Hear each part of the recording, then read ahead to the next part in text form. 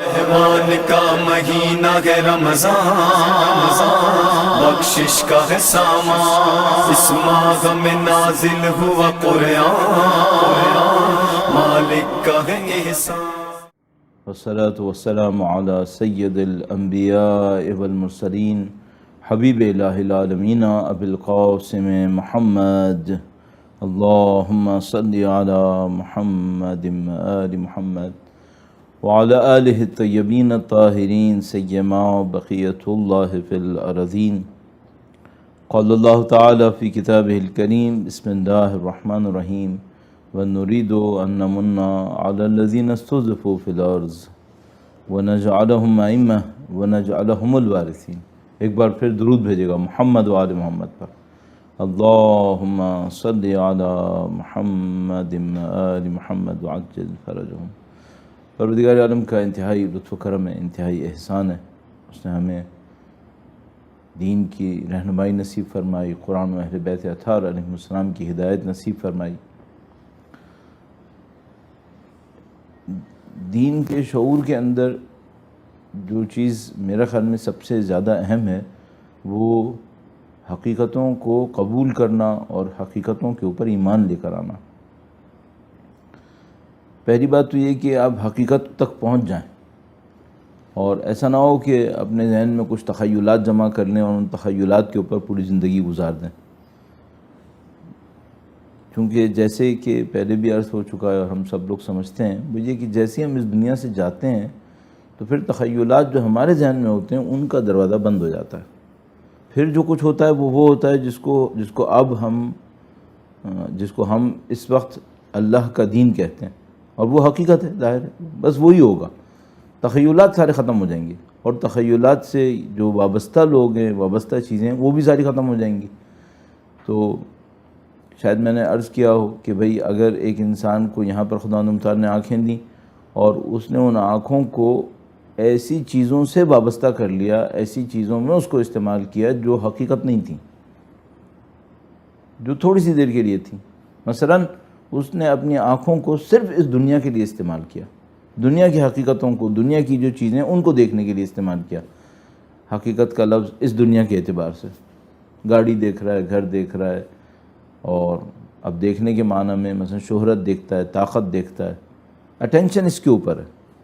اچھا، اب وہ جیسی اس دنیا سے وہاں جاتا ہے، اس نے اپنی ان آنکھوں کو ایکٹیویٹ نہیں کیا ہوا جس کا تعلق اللہ کی حقیقت سے ہے، الہی حقیقتوں سے ہے۔ تو جیسے ہی وہ وہاں پہنچے گا، وہ آنکھ تو ایکٹیویٹ ہوئی نہیں جس کا تعلق الہی حقیقت سے ہے، اور جو آنکھ اس کی ایکٹیو تھی جس کو یہ استعمال کر رہا تھا وہ ایسی چیزوں کے سے وابستہ تھیں جو حقیقت نہیں ہے، وہاں پر یہ اندھا ہے پھر۔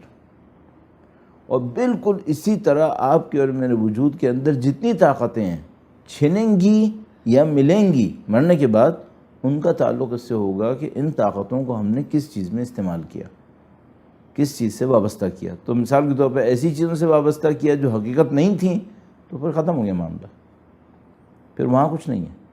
اسی میں ہمارے اور آپ کے جذبات شامل ہیں، ہمارے اور آپ کے تعلقات شامل ہیں۔ تو مثال کے طور پر یہ جو بار بار ہمارے پاس روایتوں کے اندر آتا ہے دنیا سے وابستہ مت کرو اپنے آپ کو، دنیا سے دل لگی مت کرو، کیوں کہتے ہیں؟ اس کی وجہ یہ ہے کہ بھئی اگر آپ کے اور میرے تعلقات، اٹیچمنٹس دنیا سے ہیں، اس میں تو بچنا ہی نہیں ہے، تو پھر تو ختم ہو گیا معاملہ۔ تو اس خاطر ایک ایکسٹریکٹ فارم، یعنی مثال کے طور پر ایک ایسی فارم میں آنا ضروری ہے ہم اور آپ کو مرنے سے پہلے کہ جو میٹا فزیکل ہو جائے، ماورائے دنیا ہو جائے۔ یہ جتنی کوشش ماہ رمضان کے اندر ہو رہی ہے جو مجھے سمجھ میں آتا ہے، قرآن پڑھو، دعائیں پڑھو، نمازیں ہیں، عبادتیں ہیں، اللہ سے مناجات، کل تذکرہ ہوا تھا اللہ کے سامنے گڑ گڑانا، یہ سب کیا کوششیں ہیں؟ یہ سب ہمیں سماوی بنانے کی کوششیں ہیں، آسمانی بنانے کی کوششیں ہیں۔ تو جو جملہ میرے خیال میں آیت اللہ اور آیت اللہ جوادی عاملی استعمال فرماتے ہیں، اور وہ کہتے ہیں کہ ہم آسمانی مخلوق ہیں، زمین پر بھیجے گئے ہیں۔ ہماری کوشش کیا ہونا چاہیے؟ اپنی آسمانی حقیقت کو درک کرنا۔ اب ہم لوگ لگے رہے زمینی حقیقتوں کے اوپر، زمین کی چیزوں کے اوپر، تو پھر وہ جو آسمانی وجود تھا اس نے اپنے آپ کو ضائع کر دیا۔ وہ زمین کے اندر ختم ہو گیا۔ تو یہ ساری کوششیں اس بات کے لیے ہیں۔ تو کل جیسے ہم نے اصرار کیا کہ بھئی کچھ خداوند متعال سے تعلق بنے اس تنہائی کے اندر، راز و نیاز کے اندر۔ البتہ یہ ظاہر ہے یہ باتیں بڑی باتیں ہیں، راز و نیاز وغیرہ، لیکن میں تو اس کو صرف اتنا عرض کروں گا کہ بھئی اللہ سے گفتگو کریں، آپ اپنا جس کو ہم لوگ کہتے ہیں درد دل کریں۔ پریشانیاں کم ہیں، یہ جو دنیا کے اندر سائیکالوجی سے ریلیٹڈ اتنے ایشوز اس وقت بنے ہوئے ہیں، یعنی اگر میرا خیال ہے اگر آپ اس وقت دنیا میں بیماریوں کا جائزہ لیں اور کوئی مجھ سے پوچھے کہ بھئی دنیا میں سب سے بڑی بیماری اس وقت کون سی ہے جس میں لوگ اذیت میں مبتلا ہیں، تو مثال کے طور پر کوئی کہے گا کینسر ہے، مثلا کوئی کہے گا ہارٹ ڈیزیز ہے، کوئی کہے گا اوبیس ہونا ہے، بہت زیادہ موٹا ہونا ہے، شوگر کوئی کہے گا۔ تو میرا خیال میں کہ یہ سب باتیں ریفلیکشن ہے ایک اور بیماری کی، اور وہ بیماری کیا ہے؟ وہ یہ کہ لوگ ڈپریس ہیں، لوگ نفسیاتی طور پہ پریشان ہیں۔ اور آپ یقین مانیے اب تو میڈیکل سائنسز بھی لنکس کریٹ کر لیتی ہے، سمجھ جاتی ہے۔ وہ یہ کہ بھئی اگر ایک انسان پرولونگ ڈپریشن میں ہوتا ہے، پرولونگ ٹینشن میں ہوتا ہے، پرولونگ ٹینشن کیا؟ مثلا آپ سے کوئی کہے بھئی ایک گلاس آپ کے ہاتھ میں پانی کتنی دیر تک آپ پکڑ سکتے ہیں؟ 20 منٹ 25 منٹ۔ اگر آپ سے کوئی کہے 4 گھنٹے تک ایک ہاتھ میں گلاس لے کر پکڑے رہیں، تو یہ جو 160 ml گلاس کے اندر پانی ہے نا، یہ آپ کو بہت بھاری لگے گا، چونکہ 4 گھنٹے کی بات آ گئی ہے۔ چھوٹا موٹا ٹینشن چلتا ہے، تھوڑی دیر چل جائے گا، پرولونگ ہو جائے قاتل ہے۔ یہ پرولونگ ٹینشنز کیوں ہیں لوگوں کو؟ ان کی زندگی میں خدا نہیں ہے، انہوں نے خدا متعال کے لیے وقت نہیں رکھا ہوا۔ کب تک کھلونے سے کھیلے گا انسان؟ بڑے گھروں میں جا کے بیٹھ جائیں گے، یہ ہو جائے گا وہ ہو جائے گا، کب تک؟ اس کی روح بنی نہیں ہے ان کھلونوں سے کھیلنے کے لیے، اس کی روح بنی ہے کسی اور حقیقت تک پہنچنے کے لیے۔ تو خدا متعال فرماتا ہے نسوا اللہ فانساہم انفسہم، انہوں نے اللہ کو بلایا، اللہ کا کام ایسا ہوگا، نتیجہ یہ نکلے گا ان لوگوں کا، یہ اپنے نفس کو بھلا دیں گے، اپنے آپ کو بھلا دیں گے۔ آپ اور میں ان تمام اللہ کی نعمتوں کے ہوتے ہوئے، قرآن، اہل بیت، اور مثلا ماہ مبارک رمضان، توبے کے لیے دروازہ کھلا ہے کہ جب چاہو خدا کو پکار لو، ان تمام کے ہوتے ہوئے اس سے محروم نہ رہ جائیں کہ ہم بھی وہی انسان بن جائیں ڈپریس، ہم بھی وہی انسان بن جائیں پریشان، اور اس کے بعد انہی کی جیسی بیماریوں کے اندر مبتلا ہو جائیں، نعوذ باللہ تعالی۔ تو اس کے اوپر ہمیں بہت کام کرنا پڑے گا۔ تو ہم سماوی ہیں، ہمیں آسمانی بننا ہے، اور ہمیں ان دنیا کی پریشانیوں سے کم بچے رہنا ہے، چونکہ ہمارے پاس وسیلے بہت بنے ہوئے ہیں۔ اب یہاں پہ ایک اور بات عرض کروں گا، بڑی عجیب بات ہے، اور اس کا تعلق بھی اسی زندگی، اس کی حقیقت سے ہے جو مرنے کے بعد ظاہر ہوتی ہے۔ ایک بار پھر درود بھیجے گا محمد و آل محمد پر، اللہم صلی علی محمد آل محمد۔ یہ بڑی عجیب بات ہے کہ کئی دفعہ میں اس کو عرض کرتا ہوں کہ ایک مدت تک میرے لیے بہت سخت تھا کہ میں قیامت کے بارے میں کچھ پڑھوں، بہت سخت ہوتا تھا، مجھے سمجھ میں نہیں آتا تھا کہ یہ کیا ہو رہا ہے۔ بہرحال اس کی کہانی کو میں نہیں دہراؤں گا، چونکہ اس میں ساری صرف جنت ہوتی تھی، جہنم ہوتی تھی، تو اس کو میں پڑھ کے مجھے بہت مزہ نہیں آتا تھا۔ پھر کہیں سے مجھے سمجھ میں آیا کہ نہیں بھائی، یہ صرف معاملہ جنت جہنم کا نہیں ہے، یہاں پہ کچھ اور چیزیں بھی ہیں، اور یہ بہت کنیکٹڈ ورلڈ کے بارے میں بات ہو رہی ہے۔ پہلے میرے ذہن میں ایسا تھا ایک مدت تک طالب علمی کے اندر کہ بھئی یہاں پہ ایک ثواب ہے، ایک عذاب ہے، سمجھنے والی کوئی چیز نہیں ہے، ٹھیک ہے، ایک اس کا یہ ثواب ہے، اس کا یہ عذاب ہے، دیٹس اٹ، ختم ہوا معاملہ۔ پھر مجھے سمجھ میں آیا آہستہ، اور اس میں امام خمینی کی جو تقاریر پر مشتمل کتاب معاد ہے، اس نے بہت بڑا رول پلے کیا۔ وہ یہ کہ نہیں بھائی، یہ معاملہ ایسا نہیں ہے، یہ تو بہت فلسفیکل ان ٹرم بات ہو رہی ہے، اور وہ یہ کہ اس کا جو کنیکشن دنیا کا آخرت کے ساتھ ہے، برزخ کے ساتھ ہے، وہ بہت عجیب کنیکشن ہے۔ تو اب اس میں ہمارے پاس سہولتیں یہ آ گئیں کہ کچھ لوگوں کے تجربوں کو جمع کیا گیا ہے جو مرے، انہوں نے کچھ دیر کے لیے برزخ کو ایکسپیرینس کیا اور واپس آ گئے۔ اس کو مختلف زبانوں کے اندر مختلف چیزیں کہتے ہیں۔ مثال کے طور پر فرینچ ایک رائٹر ہے، اس نے ایک کتاب لکھی ہے، اور اس نے اس کو مثال کے طور پر شاید لائف آفٹر ڈیتھ کہا، یا نیئر ڈیتھ ایکسپیرینس تعبیر کرتے ہیں، اس طرح کی باتیں کہتے ہیں۔ تو مسلمانوں میں نے بھی یہ کام کیا۔ ایران میں ابھی کچھ سال پہلے، میرے خیال میں 1-2 سال پہلے شاید، پورے 30 دن ماہ رمضان کے ایسے لوگوں کے انٹرویوز کا ایک سیریز لگایا گیا، سیریل بنایا گیا، جس میں آ کر انہوں نے بتایا میرے ساتھ کیا ہوا، میں مرا تو پھر میرے ساتھ کیا ہوا۔ اسی میں وہ کتاب بھی ایک لکھی گئی جو آپ نے شاید دیکھی ہوگی، اردو میں بھی میرے خیال میں ترجمہ ہوئی ہے، موت کے بعد 3 منٹ۔ اس طرح بہت سارے تجربے جمع ہوئے ہیں لوگوں کے، تو لوگوں کے تجربے بھی آئے جو مسلمانوں کے بھی تھے، غیر مسلمانوں کے بھی تھے۔ اچھا، روایات تو ظاہر ہمارے پاس بہت تھیں، پھر عرفاء کے تجربے ہوئے کہ مثلا کسی عارف نے موت کے بعد کا کوئی منظر مشاہدے میں، مکاشفے میں، یا مثلا کسی اور حالت میں دیکھا۔ اچانک میرے ذہن میں ایک بات آ رہی، وہ میں آپ کی خدمت میں جلدی سے عرض کرتا چلوں۔ یہ جو اہل بیت کے واقعات کے اندر کبھی کبھی ہمارے پاس آتا ہے کہ امام کی آنکھ لگ گئی اور انہوں نے دیکھا، یہ آنکھ لگ گئی سونا نہیں ہوتا ہے، جو مجھے سمجھ میں آتا ہے یہ آنکھ لگ گئی وہ حالت مکاشفہ ہوتا ہے، جیسا کہ وہ مشہور واقعہ ہے سید الشہداء کا کہ مثلا ایک موقع کے اوپر سواری پہ چلتے چلتے آنکھ لگ گئی اور فرمایا انا للہ و انا الیہ راجعون، اور حضرت علی اکبر تشریف لائے اور پوچھا کہ بابا کیا ہوا، آپ نے کلمہ استرجاع پڑھا۔ یا مثلا جب مولا امیر المومنین جنگ صفین سے ایک موقع کے اوپر واپس آ رہے تھے تو ایک میدان میں پہنچے، تھوڑی دیر کے لیے آنکھ لگ گئی، فرمایا انا للہ و انا الیہ راجعون۔ گویا عبداللہ بن عباس نے پوچھا مولا کیا ہوا؟ تو یہ جو آنکھ لگنا ہوتا ہے یہ وہ حالت مکاشفہ ہوتا ہے۔ ہاں کہیں اور آنکھ لگنے کا مطلب کچھ اور بھی ہو سکتا ہے، لیکن اس طرح کے واقعات میں آنکھ لگنا وہ حالت مکاشفہ ہوتا ہے۔ تو عرفاء نے مکاشفات کے اندر دیکھی چیزیں، تو ان میں یہ جو چیز ثابت ہوتی ہے بار بار وہ یہ کہ بھئی یہاں دنیا میں آپ کو حقیقتوں کا عادی بنانا ہے اپنے آپ کو، ورنہ آپ وہاں مشکل میں ہیں۔ ایک چیز میں ذرا سی ریفلیکٹ کرتا ہوں آپ کے سامنے اس مقدمے کے ساتھ، درود بھیجے گا محمد و آل محمد پر، اللہم صلی علی محمد و آل محمد۔ تو مثال کے طور پر کسی نے اس بات کو چھیڑا ہوا ہے گفتگو کے اندر، وہ یہ کہ بھئی اللہ اتنا رحیم ہے، اتنا کریم ہے، ایک آدمی اگر برزخ کے اندر ہے اور برزخ کے اندر وہ خدا کو اس کی اسماء حسنہ کا واسطہ دے دیتا ہے، تو اسماء حسنہ کا واسطہ خدا برزخ میں قبول کیوں نہیں کر رہا ہے؟ تو اس کے 2-3 جواب دیتے ہیں۔ ایک جواب یہ بنتا ہے، وہ کیا ہے کہ برزخ میں اسماء حسنہ کا واسطہ دینے کی طاقت اسی کے پاس رہے گی جو یہاں ان اسماء حسنہ سے سروکار رکھتا ہوگا، ان اسماء حسنہ سے اپنے آپ کو کنیکٹ کیا ہوا اس نے، وہی واسطہ دے پائے گا۔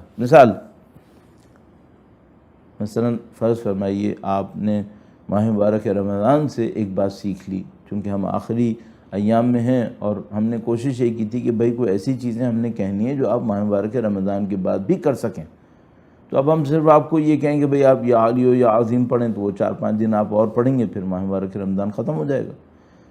تو ہم نے عرض کیا کہ نہیں، ایسی کچھ چیزیں ہوں تو اس میں ایک کہا کہ بھئی آپ خدا کے ساتھ تعلق بنائیں۔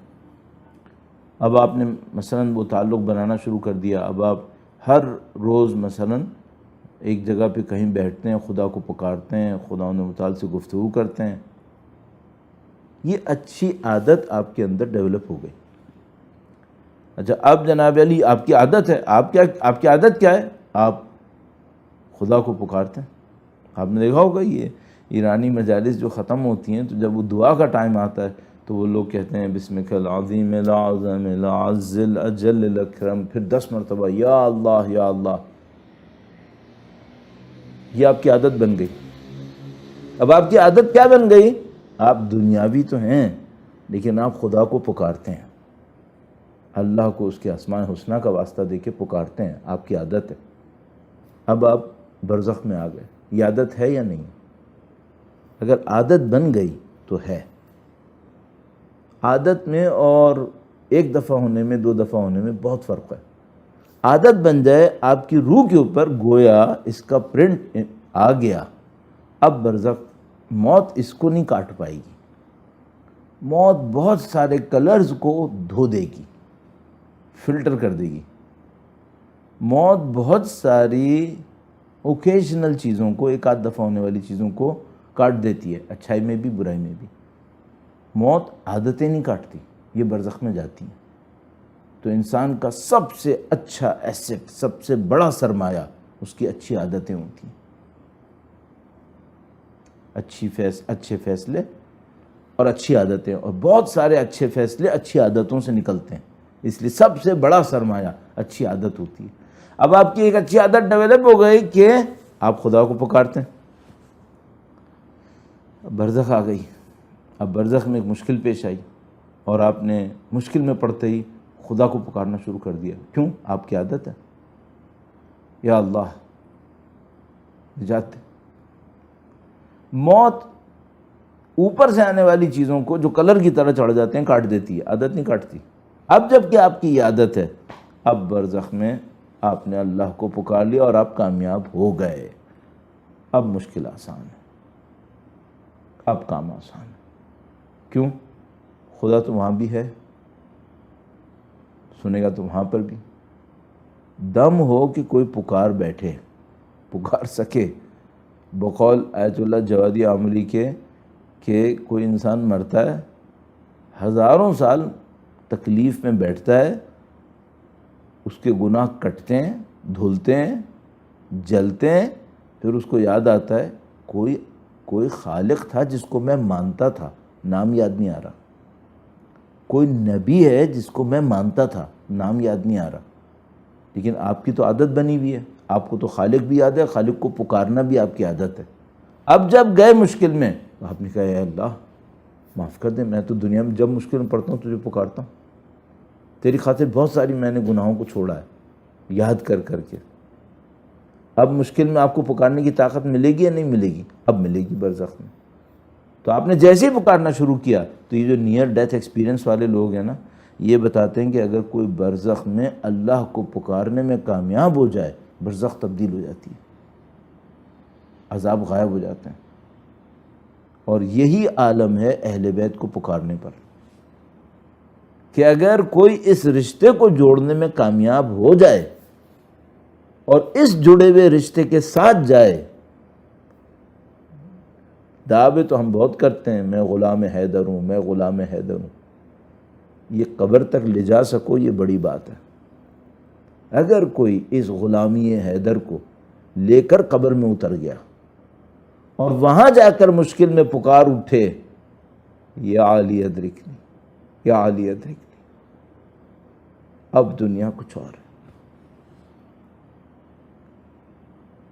اس دنیا میں آنن فانن چیزیں تبدیل نہیں ہوتی، اپنا ٹائم لیتی ہیں، مگر یہ کہ خدا نے کوئی بہت بڑا معجزہ کرنا ہو تو مثال کے طور پر پہاڑی سے اونٹنی نکل آئے، ہوا تو ہے، کنفرم ہوا ہے، قرآن کریم میں لکھا ہے یہ، لیکن یہ پروسیس دنیا میں ہوتا ہے کئی ملین ایئرز میں، دسیوں لاکھ سال لگتے ہیں، تب کوئی باڈی مختلف چینلز سے گزرتی ہوئی ٹرانسفارم ہوتی ہوئی مثلا ایک جانور بن جائے، مٹی سے پودے نکلے، پودے کسی جانور نے کھائے، اس جانور کے پاس سے ایک اور جانور نکلا، تو یہ پروسیس ہوتا یہی ہے، کئی لاکھ سال، دسیوں لاکھ سال میں ہوتا ہے کہ اس جگہ سے وہاں تک پہنچے۔ خدا نے 1 منٹ میں کر دیا، پتھر سے اونٹنی نکال دی، صحیح ہے؟ ہمیشہ ایسا نہیں ہوتا، لاکھوں سال لگتے ہیں۔ برزخ میں اس ٹائپ کی چیزیں آنن فانن ہو جائیں بہت پاسبل ہے، نیگیٹو بھی پازیٹیو بھی، دونوں چیزیں۔ ایک واقعہ عرض کرتا ہوں کی خدمت میں، برزخی واقعہ، درود بھیجے گا محمد و آل محمد پر، اللہم صلی علی محمد و آل محمد۔ محور ہماری گفتگو کا عرائض کا کیا ہے؟ اللہ کو پکارنا، آپ کے اور میرے اندر یہ صفت قائم ہو جائے کہ ہم پکارنا ہماری عادت ہے، اور وہ لفظی پکارنا نہیں، روحی پکارنا، روح سے پکارنا۔ ایک دفعہ لفظ میں لوگوں کو عادت ہے، کوئی کہنے لگا کہ وہ ایک ہمارے سندھ میں ہندو بہت رہتے ہیں، سندھ میں ہندو بہت رہتے ہیں، اچھا سندھی لوگ طبیعتاً اپنی فطرت میں نعرہ حیدری لگاتے ہیں، یا علی کہتے ہیں۔ تو وہ ایک مذاق میں کہتے ہیں کوئی ہندو تھا ادھر ہی سندھ کا رہنے والا، تو وہ کہیں گیا انڈیا، وہاں پہ گنگا اور جمنا میں جا کے نہاتے ہیں، تو وہ نہا کر اس میں کہتے ہیں کہ بھئی پاک ہو گیا. اب یہ جو کمبھ میلہ میں کروڑوں لوگ گئے اور نہائے تو اب وہ جو وائرس کی ویو آئی وہ مروا گئی اور پتہ نہیں سمجھ میں نہیں آ رہا بچے گا کیسے یہ معاملہ. لیکن بہرحال وہ سب جاتے ہیں گنگا جمنا میں جا کے نہاتے ہیں. تو وہ ہندو جو تھا سندھ کا رہنے والا وہ گیا. اب اتنے زندگی بھر کی آرزو تھی اس کی کہ میں گنگا میں جا کے نہاؤں گا. تو وہ جب نہانے کے لیے کھڑا ہوا تو بڑا اس کا دل بھرا کہ مطلب میری آرزو پوری ہو گئی. تو اس نے کہا یا علی کیونکہ وہ سندھی نعرہ حیدری بہت لگاتے ہیں, پازیٹیو بھی ہے واقعاً پازیٹیو بھی ہے لیکن عادتاً بھی لگاتے ہیں. وہ وہاں جو ہندو تھے انہوں نے پکڑ لیا, انہوں نے کہا بھئی یہ تو مسلمان ہے کہ یہ کیا کر رہا ہے, یہ تو پتہ نہیں نعرہ حیدری لگا رہا ہے. اب اس کو پکڑ لیا, اس کو کہا بھئی کیسی اب تم مسلمان ہو؟ کہنے لگا نہیں میں ہندو ہوں. تو انہوں نے کہا کہ بھئی یہ کیا ہے؟ کہنے لگا کہ بھئی یہ ہماری عادت بن گئی ہے, ہم نے عادت میں لگا دیا ہے. تو کہنے لگا نہیں ہمیں تو لگ رہا ہے تمہیں. کہنے لگا نہیں خدا کی قسم میں ہندو ہوں. عادت بنی تھی صحیح. یہ برزخ نہیں پہنچتی, یہ جو ایسی عادتیں یہ برزخ نہیں پہنچ رہی, لفظی عادتیں روحی عادتیں برزخ پہنچتی ہیں. میرے اور آپ کی روح میں تسلیم ہو اللہ کے سامنے, پھر برزخ میں بھی اچھا ہے, برزخ میں بھی مسلمان ہے. پھر روح میں وابستگی ہے اہل بیت اطہار علیہ السلام سے. اللہم اجعل محیایا محیا محمد و آل محمد و مماتی مات محمد و آل محمد. یہ روح تک پہنچ جائے بات تو پھر معاملہ مختلف ہوتا ہے. تو وہ جناب علی عرض کر رہا تھا کہ آنن فانن کیسے تبدیل ہوتے ہیں. تو وہ بیان کرتے ہیں ایک عالم کا, وہ کسی اور عالم کے پاس آئے اور ان سے کہا کہ ہاں صاحب خدا آپ کو محفوظ فرمائے, آپ بڑے ہیں, یہ ہیں وہ ہیں, آپ سے کوئی غلطی سرزد ہوئی ہے کل. جن کے پاس آ کر انہوں نے کہا آپ سے کوئی غلطی سے, ان کا چہرہ فق ہو گیا. کہنے لگے کہ آپ کو کیسے پتہ چلا؟ کہنے لگے کہ دیکھیے جو کچھ بھی تھا اللہ نے آپ کو نصیحت کروائی ہے, مت کریں ایسا, اور آپ نے جو کچھ بھی غلطی کی ہے وہ بڑی وحشتناک غلطی ہے. تو انہوں نے کہا کہ آپ کو کیسے پتہ؟ انہوں نے کہا کہ میں نے کل آپ کو خواب میں دیکھا تھا, آپ بہت اچھی جگہ پہ تھے, آپ کا بڑا محل تھا, بڑی خوبصورت جگہ تھی جہاں آپ بیٹھے ہوئے تھے, بڑا خوبصورت مقام تھا, آپ کا تخت تھا جس کے اوپر آپ بیٹھے تھے. اچانک سب کچھ غائب ہو گیا اور لقدق صحرا میں کھڑے تھے. تو یہ جو سب کچھ غائب ہوا یہ اس کا مطلب یہ ہے کہ کوئی وحشتناک غلطی ہو گئی آپ سے. میں نے کہا ہاں مجھ سے ہوا ہے, اور میں اپنی ماں کے اوپر ڈانٹا ہوں, میں ماں کو ڈانٹا ہے, مجھ سے غلطی ہوئی. اس غلطی کا خمیازہ اب یہ بھگتنا پڑ رہا ہے. کیوں ڈانٹا تھا؟ انہوں نے کہا وجہ تھی, لیکن جو بھی تھی شرعی وجہ تھی, جو کچھ بھی تھی مجھے نہیں کرنا تھا, اللہ پسند نہیں کرتا, اور یہ ہو گیا, اور یہ دیکھو میری برزخ برباد ہو گئی. یہاں آنن فانن نہیں ہوتا کچھ, لیکن وہاں آنن فانن ہو جاتا ہے. تو بات تھی اچھی عادتوں کے اوپر جو روح تک سرایت کر جائیں, وہ عادت ہے. صرف خدا کو یوں 10 دفعہ یا اللہ کرنا, اس سے معاملہ حل نہیں ہوتا ہے. آپ کی اور میری روح وابستہ رہے اور ہم اپنی روح کے اندر خدا متعال کے سامنے تسلیم ہوتے رہیں اور اس وابستگی کو لے کر دنیا سے جائیں, تو پھر الحمدللہ رب العالمین پھر برزخ میں چین ہے. دیکھو غلطیاں سب نے کرنی ہیں. وہ ایک تھے آیت اللہ خزالی نام کر کے ایران میں, شاید ایران میں جو حفظ قرآن کی موومنٹ چلی ہے نا وہ آیت اللہ خزالی کی وجہ سے چلی. یعنی جب انقلاب اسلامی رونما ہوا تو یہ بات ہوئی کہ بھئی کتنے حافظ ہیں ہمارے پاس, تو دیکھا بہت کم ہے, بہت کم. اور آیت اللہوں میں روحانیوں میں جو حافظ تھے تو انتہائی کم تھے. آیت اللہ خزالی اس وقت حافظ تھے, حافظ قرآن تھے, حافظ نہج البلاغہ تھے. اور وہ جناب علی وہ پھر پہلے شاید حافظ تھے کہ جو انٹرنیشنل کمپٹیشنز میں گئے اور انہوں نے ثابت کیا. پھر وہاں سے تحریک اٹھی اور یہ ہوا اور وہ ہوا. اب تو ماشاءاللہ آپ جانتے ہی. تو آیت اللہ خزالی میرے خیال میں وہی تھے. انہوں نے ایک دفعہ ہمارے مدرسے آئے تو یہ کہا تھا مذاق میں کہ جہنم میں جانا واجب کفائی ہے, واجب عینی نہیں ہے, واجب کفائی ہے. تو وہ مذاق اس طرح کر رہے تھے کہ بھئی خدا نے کہا ہے کہ میں جہنم بھر دوں گا, لَأَمْلَأَنَّ، یقیناً میں جہنم بھر دوں گا. صحیح. تو وہ کہتے تھے بھائی بھرنے کے لیے اور بہت ہیں جو جائیں گے، ٹھیک ہے، تو اتنے تو جانے ہیں کہ جہنم بھر جائے تو یہ ہو گئے واجب کفائی. واجب عینی نہیں ہے کہ آپ سب جہنم میں جائیں. تو آپ مشقت نہ کریں جہنم میں جانے کے لیے، آپ کہیں اور جانے کے لیے مشقت کریں. تو اگر ہم اپنی مشقت صحیح محور پہ کریں اور اس ماہ رمضان کو استعمال کر لیں اس شعور کے ساتھ کہ ہمیں پاکیزگی کے ساتھ یہ مہینہ گزارنا ہے، اور پاکیزگی اتنی رکھنی ہے کہ مہینے کے بعد بھی ہمارے پلے کوئی چیز باقی رہ جائے، تو میرا خیال ہے پھر ہمارے لیے بڑی آسانی بن سکتی ہے. میں ایک پوائنٹ اور، اگر آپ اس کو پوائنٹ کہیں گے، پوائنٹ نہیں یعنی سمجھ لیجئے، میں ایک اور بات عرض کرنا چاہ رہا ہوں. درود بھیجے گا محمد و آل محمد پر. اللہم صلی علی محمد و آل محمد.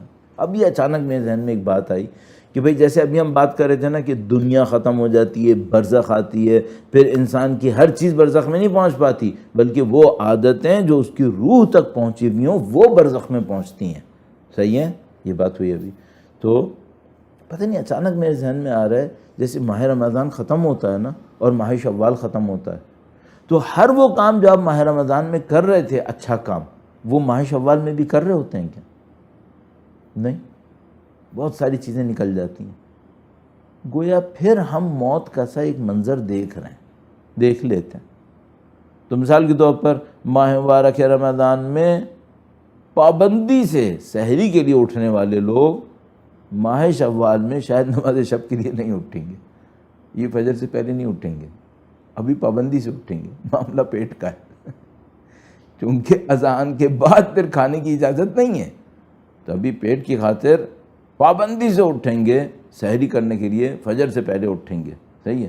کوئی کہے گا کہ مثلا مولانا حسن سحری کرنا بھی تو مستحب ہے، تو بیٹا پھر سحر سے پہلے اذان فجر سے پہلے اٹھنا عام دنوں میں کیا مکروہ ہے، کیا حرام ہے کیا؟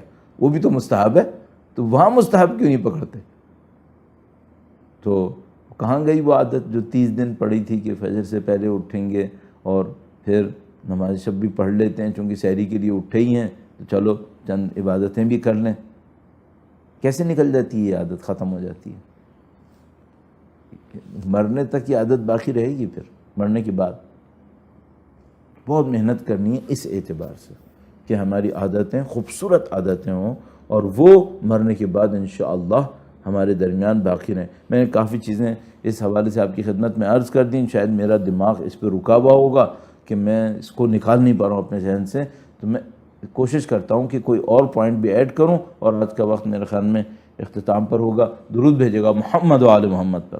اللہم صلی علی محمد و آل محمد. بار دیگر کل میں نے عرض کیا تھا توجہ کے ساتھ درود بھیجیں تو انشاءاللہ ثواب بڑھتا ہے. ایک بار پھر درود بھیجے گا محمد و آل محمد پر. اللہم صلی علی محمد و آل محمد وعجل فرجہم. بہت امپورٹنٹ بات یاد آ گئی اور اس پہ شروع کرتے ہیں. کل انشاءاللہ اس کو اور آگے بڑھائیں گے. وہ یہ کہ بھائی یہ جو ماہ مبارک رمضان ہے اس کی برکتوں میں سے ایک برکت کیا ہے؟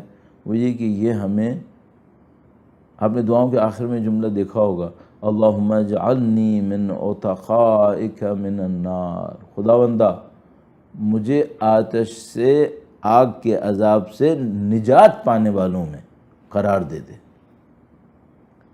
ہمیں نہیں معلوم یہ آگ کیا ہے.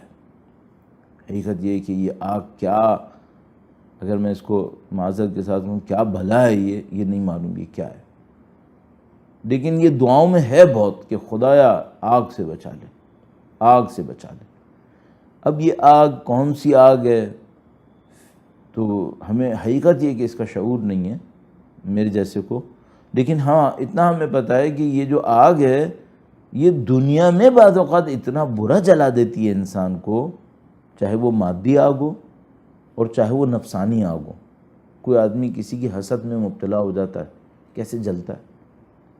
کوئی آدمی کسی چیز کے ہاتھ سے جانے کے غم میں مبتلا ہو جاتا ہے، کیسے جلتا ہے. آج ہی روایت دیکھ رہا تھا کہ فرمایا اگر کسی کے دل میں دنیا کی محبت ہوتی ہے تو 3 غم لے کر آتی ہے، پھر 3 غم لے کر آتی ہے. تو اس غم کے اندر وہ جلتا ہے پھر وہ. تو کیسے یہ دنیا کے اندر یہ نفسانی غم جو ہوتے ہیں بعض اوقات یہ آگ کی طرح انسان کو جھلسا دیتے ہیں. باہر سے سب چیزیں اچھی ہوتی ہیں، بہترین گھر ہے، بہترین ظاہر کے اندر گاڑیاں، گھر اور دولت اور فلاں، لیکن اندر اندر آگ لگی ہوئی ہوتی ہے، سکون نہیں ہوتا، چین نہیں ہوتا. پتہ نہیں کتنی ٹیبلٹس کھاتا ہے کھانا ہضم کرنے کے لیے، پتہ نہیں کتنی ٹیبلٹس کھاتا ہے رات کو سونے کے لیے، پتہ نہیں کتنی ٹیبلٹس کھاتا ہے کہ دماغ تھوڑی دیر کے لیے پرسکون ہو جائے. مسلسل ہے کہ ایک آگ جل رہی ہوتی ہے، پتہ نہیں برزخ میں یہ آگ کہاں پہنچا دیتی ہے، پتہ نہیں یہ برزخی آگ کہاں تک لے کے جاتی ہے. یہ ہم سب کو نہیں معلوم، حقیقت یہ ہے. بس ہمیں روایات پتہ ہیں کہ روایات اس معاملے میں ایک معاملے میں کہتے ہیں وحشتناک ہے کہ کیا انسان کا حشر ہوگا. تو اب ان سب سے بچنے کے لیے کیا کریں؟ وہ اردو میں محاورے میں کہتے ہیں کوئی مائی کا لال کہے کہ میں نے گناہ نہیں کیا. بھائی کوئی مائی کا لال ایسا نہیں ہے جو کہے گا میں نے گناہ نہیں کیا. تو پھر آگ کا کیا ہوگا؟ اللہ کے نبی نے اپنے اصحاب کے سامنے کبھی تذکرہ فرمایا کہ سب نے گناہ کیے ہیں اور جس نے گناہ کیے ہیں اسے آگ کا مزہ چکھنا ہوگا. تو وہاں کچھ اہل دل موجود تھے، وہ رونے لگے، کہنے کہ اللہ کے نبی ہم پہ رحم کریں، ہم آگ نہیں چکھ سکتے، ہم پہ رحم کریں. تو اللہ کے نبی رحمت للعالمین تھے، انہوں نے دیکھا ان کی حالت بہت خراب ہو گئی. تو اللہ کے نبی نے کہا کہ تم لوگ بیمار پڑتے ہو کیا؟ کہاں اللہ کے نبی بیمار پڑتے ہیں، بخار بھی ہوتا ہے، نزلہ بھی ہوتا ہے، بیماریاں آتی ہیں. کہا تمہاری بیماریوں میں خدا تمہارے ایسے گناہ جھاڑ دے گا، ختم کر دے گا. گویا مثال کے طور پر نہیں چین آیا، پھر پریشان ہونے لگی، کیا کریں اے اللہ کے نبی، آگ بہت سخت ہے، ہمیں ڈر لگ رہا ہے. کہا استغفار کرو. اللہ کے سامنے استغفار کیوں نہیں کرتے؟ میں خود استغفار کرتا ہوں. اللہ کے نبی نے ارشاد فرمایا. شاید یہ دو روایتیں الگ الگ ہوں، میں اس کو نزدیک کر رہا ہوں، لیکن یہ بات کنفرم ہے وہ یہ کہ اگر ایک انسان کو پاکیزہ موت چاہیے، پاکیزہ زندگی بھی چاہیے، پاکیزہ موت چاہیے، استغفار کرے. استغفار کس انداز میں کرے یہ امپورٹنٹ ہے، واقعاً امپورٹنٹ ہے. تو مثال کے طور پر اگر میں ایک تسبیح ہاتھ میں لے لوں اور ہر روز استغفر اللہ ربی اتوب الیہ، استغفر اللہ ربی اتوب الیہ، ایک تسبیح اس طرح پڑھنا شروع کر دوں، یہ کافی ہوگی؟ سب کو معلوم ہے کافی نہیں ہوگی. ہم سب کو معلوم ہے کافی نہیں ہوگی. ایسے یہ جو پتہ نہیں کیوں آج میرے ذہن میں ایک مزاحیہ چیزیں زیادہ آ رہی ہیں. یہ جو ابھی ماہ مبارک رمضان کے اندر بہت ہوتا ہے. ایک آدمی نے کسی کا کہ آپ کا دل دکھایا، بہت ٹائٹ قسم کا، پریشان کیا، تکلیف دی، اذیت کی ہے، بعد میں وہ میسج کرتا ہے آج شب قدر ہے، آج مجھے معاف کر دو، اور آپ کہتے ہیں انشاءاللہ جزاک اللہ. اب وہ کہتے ہیں سارا معاملہ ختم ہو گیا. بندے خدا، اس کو جو تو نے آگ لگائی تھی اس کی طاقت، یہ ٹیکسٹ میسج ختم ہو گیا معاملہ. یہ ایسے تھوڑی ختم ہوتا ہے. جتنی دیر تم نے اس کو جلایا ہے بندے خدا کو، اس کی وجہ سے تو تمہاری پتہ نہیں اس کی زندگی برباد ہوئی ہے. کئی دن تو اس کو لگے ہوں گے اس شوق سے نکلنے میں جو میں نے اس کے دل کے اوپر اپنے زخم زبان لگایا ہے. تو ایک میں میسج بھیج دوں اور اس میں لکھا ہو کہ میں سب لوگوں سے درخواست کرتا ہوں، اور اس میں لکھ دے گا 10 بستہ درخواست کرتا ہوں، اور میں یہ کرتا ہوں، میں وہ کرتا ہوں، اور وہ اس نے جتنے کانٹیکٹ میں تھے سب کو بھیج دیا، اور الحمدللہ خدا کے سامنے کہا خدا میں نے حقوق الناس کا معاملہ کلیئر کر لیا ہے. ایسے ہوتا ہے؟ لگتا ہے کہ ایسے ہوگا؟ اگر خدا عادل ہے تو جتنا میرے دل کے جذبات کی اللہ کے نزدیک قدر ہے، اتنا ہی دوسروں کے دل کے جذبات کی اللہ کے نزدیک قدر ہے. تو یہ اتنی آسانی سے نہیں ہونا چاہیے. اس کے لیے واقعاً مجھے جا کر معذرت کرنی پڑے گی. اور بعض اوقات کیا ہوتا ہے معذرت کرنا اور مصیبت بن جاتی ہے. اس بیچارے کو یاد آ جاتا ہے اس بندے نے 30 سال پہلے میری وہ انسلٹ کی تھی، وہ ذلیل کیا تھا اس نے مجھے. ایسے لوگ کہتے ہیں. کوئی ذلیل نہیں ہوتا، عزت اللہ کے ہاتھ میں ہوتی ہے. کوئی کسی کے کہنے سے ذلیل نہیں ہو جائے گا. عزتیں کہیں اور سے. تو مثلا اگر کوئی ایسا ہوتا ہے تو اب وہ ایک ٹیکسٹ میسج بھیجنا کافی ہے؟ نہیں. اچھا بعض اوقات یاد دلانا اور برا ہو جاتا ہے. تو آپ کو مجھے کیا کرنا پڑے گا؟ اس کے نام پہ کوئی صدقہ کرو، اس کے نام پہ کوئی خیرات کرو.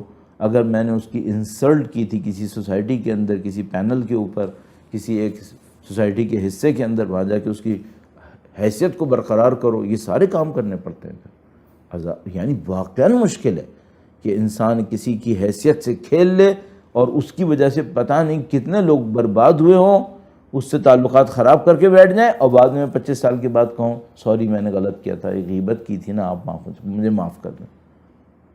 بندے خدا اس کے اثرات نہیں معلوم کتنے ہوئے ہوں گے۔ تو پہلا معاملہ نہ کرے انسان، میرے جیسے احمق ہیں کہ وہ کر بھی دیں گے، اپنی جب طاقت کے زمانے میں ہوں گے تو بھول جائیں گے کہ ہم نے مرنا بھی ہے اور برزخ میں بھی جانا ہے، پھر ہر آدمی نے مجھ سے حساب لینا ہے، کہاں سے حساب دوں گا، بھول جاتے ہیں۔ اب اس کے بعد استغفار کیا ہے؟ استغفاری کے ٹیکسٹ میسیج نہیں بھائی، بہت محنت کرنی پڑے گی، بہت محنت کرنی پڑتی، تو اس خاطر ہر روز استغفار کرنا پڑے گا۔ جو لاکھوں گناہ ہم نے کیے ہیں وہ ہمارے مرنے سے پہلے ختم ہو جائے۔ میں آپ کا وقت زیادہ نہ لے لوں، جی ٹائم ختم ہو رہا ہے اور انشاءاللہ اختتام پذیر کرتے ہیں۔ تو استغفار کے اوپر کل مجھے اور تھوڑا سا عرض کرنا ہے، اور اچھا ہے کہ اس کے اوپر تھوڑا سا اور بات کر لی جائے تاکہ یہ عادت ہماری باقی رہ جائے ماہ مبارک رمضان کے بعد کے لیے، تو اس سے بہت زیادہ سہولتیں ملنی ہیں ہمیں ہمارے وجود کے اوپر۔ ہم آخری جملہ تک اس سلسلے میں عرض کروں، وہ یہ کہ ہمیں ایک پاکیزگی کی طرف بڑھنا ہے، کیونکہ ہم ایک بہت بڑی پاکیزگی کا انتظار کر رہے ہیں۔ یہ پہلے ہوا ہے کہ لوگ اب مولا امیر المومنین کے ساتھ تھے ان کے لشکر میں، سلام اللہ علیہ، ان کی ذات پر درود بھیجے گا، محمد و آل محمد، اللہم صلی علی محمد آل محمد۔ وہ تھے امیر المومنین کے ساتھ لشکر کے اندر، لیکن امیر المومنین کے سچے ماننے والے نہیں تھے، ورنہ یہ حکمیت کیوں ہوتی؟ حکمیت ہوئی اسی وجہ سے تھی کہ جو ساتھ دینے والے تھے وہ سچے ساتھ دینے والے نہیں تھے۔ یا بعد میں نواسے رسول کو جو صلح کرنی پڑی وہ اسی وجہ سے ہوئی کہ وہ جو ساتھ دینے والے تھے وہ ساتھ نہیں دے رہے تھے۔ یوں نہیں لگتا کہ اب جو امام کا لشکر بنے گا وہ ایسا بنے گا، یہ نہیں لگ رہا۔ یہ جو عدل محض ہے امام کے وجود مقدس کے ذریعے پوری دنیا کو عدل تک پہنچنا ہے، یملأ الارض قسطا وعدلا کما ملئت ظلما وجورا، یہ عدل محض اس ٹائپ کے مکس لشکر سے بننا یہ مشکل لگ رہا ہے۔ اس کا مطلب ہے کہ ہم جس لشکر میں پہنچنے کی آرزو کر رہے ہیں وہ بہت ساری شرائط کے بعد تشکیل پائے گا، ورنہ دیکھو ویسے بھی ایک بات تھی، 1000 سال کیوں انتظار کیا؟ پھر اگر ایسا ہی مکس لشکر بننا تھا تو یہ 1000 سال سے پہلے بھی بن سکتا تھا، میرا خیال ہے شاید ہر دور میں بن سکتا تھا، لیکن یہ جو اتنا انتظار کرنا پڑا اس کا مطلب ہے اس کی شرائط بہت زیادہ تھیں۔ تو ہم اور آپ اس نورانیت کے انتظار میں زندگی گزار رہے ہیں، اور مسلسل ہمارے بزرگان دین اس بات کو ہمیں سمجھا رہے ہیں کہ اب وقت انتہائی قریب ہے۔ اس کا مطلب ہے ہمیں پاکیزگی اور روحانیت کی ایک اچھی خاصی سطح تک پہنچنا پڑے گا تاکہ اس چیلنج کے اندر ہم اور آپ کامیاب ہو سکیں۔ ماہ مبارک رمضان ہمیں وہاں تک لے جائے، اور امیدیں بہت ہیں، آرزویں بھی بہت ہیں، وسیلے بھی بہت ہیں، تھوڑا سا محنت کرنی ہے۔ ناممکن تو نہیں ہے، بالآخر خدا کریم ہے، خاندان کریم ہے، در اہل بیت اطہار در کرامت ہے۔ اس در کرامت میں سب کے لیے گنجائش ہے، سب کے لیے مقام ہے، تو ہمیں اور آپ کو کیوں نہ ملے؟ جب اتنی بات ہو گئی ہے، کرامت اہل بیت اطہار علیہ السلام سے کچھ عرض کر دوں۔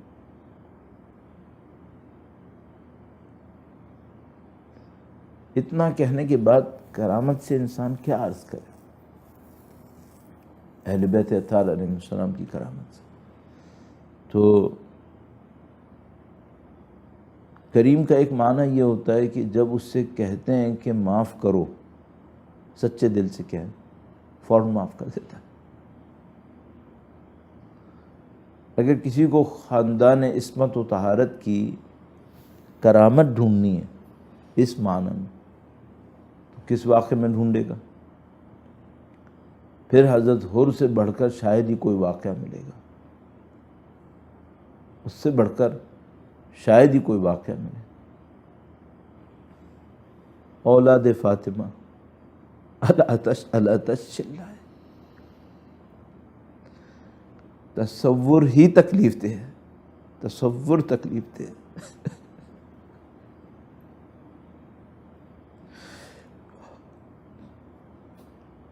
سید الشہداء کے بچے سلام اللہ علیہا، بی بی زینب سلام اللہ علیہا، بی بی ام کلثوم، ان بیبیوں کے بچے وہ العطش العطش چلا رہے۔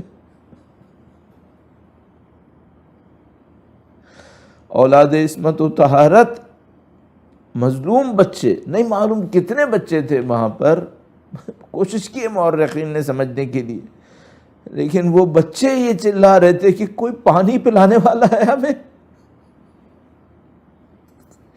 ایک ایک دفعہ بولنے پہ مولا ابو الفضل کے دل پہ کیا گزرتی ہوگی، مولا علی اکبر کے دل پہ کیا گزرتی ہوگی، اور اس مقام تک لانے میں کردار ہے حر کا۔ لیکن ایک موقع پر جب یہ حر بھی آ کر سید الشہداء کے سامنے کھڑے ہوئے اور کہا مولا مجھے معاف کر دے، میں نے غلط کیا تھا،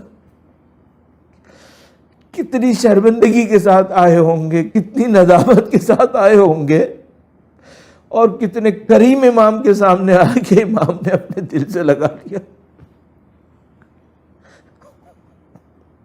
یہ جو روایت ہمارے پاس مشہور ہے، اگر میں مسائل پڑھتے ہوئے غلطی نہ کر رہا ہوں، وہ جو روایت ہمارے پاس مشہور ہے کہ سید الشہداء نے حضرت حر کی پیشانی پر بی بی سیدہ سلام اللہ علیہا کا رومال باندھا، تو بھائی اور تو کسی شہید کی پیشانی پہ نہیں باندھا ہے، بھائی کتنے لوگوں کو زخم لگے ہوں گے۔ گویا سید الشہداء اس بات کا یقین کر رہے تھے کہ میرا اور قبر میں پریشانی میں نہ پھنسے، میری ماں کا رومال بندھا ہوا ہوگا، پھر کچھ نہیں ہونے والا۔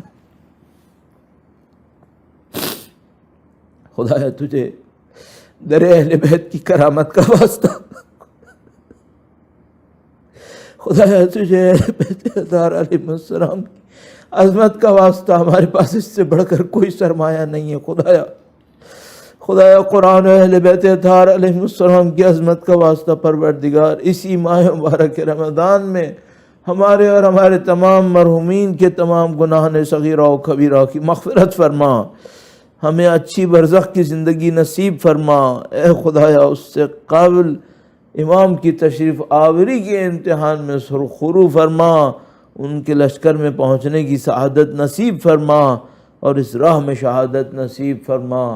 پروردگار مجاہدین اسلام دنیا کے کسی بھی کونے میں مشغول ہیں، علماء اعظام اور رہبر معظم و مراجع کرام، ان سب کی عزت سلامتی توفیقات معنوی درجات میں سب میں اضافہ فرما، ان سب کو امام کی نصرت کی سعادت میں مقامات عالیہ تک پہنچے میں اور زیادہ بلندی نصیب فرما۔ خدایا ختم بخیر فرما، ایمان کی حفاظت فرما، پرچم اسلام کو عزت و سر بلندی، مظلوموں کو فتح و نصرت نصیب فرما۔ ربنا تقبل منا انك انت السميع العليم وتب علينا انك انت التواب الرحيم بجاه نبيك وعترته الطاهرين۔ اللهم صل على محمد وآل محمد وعجل فرجهم۔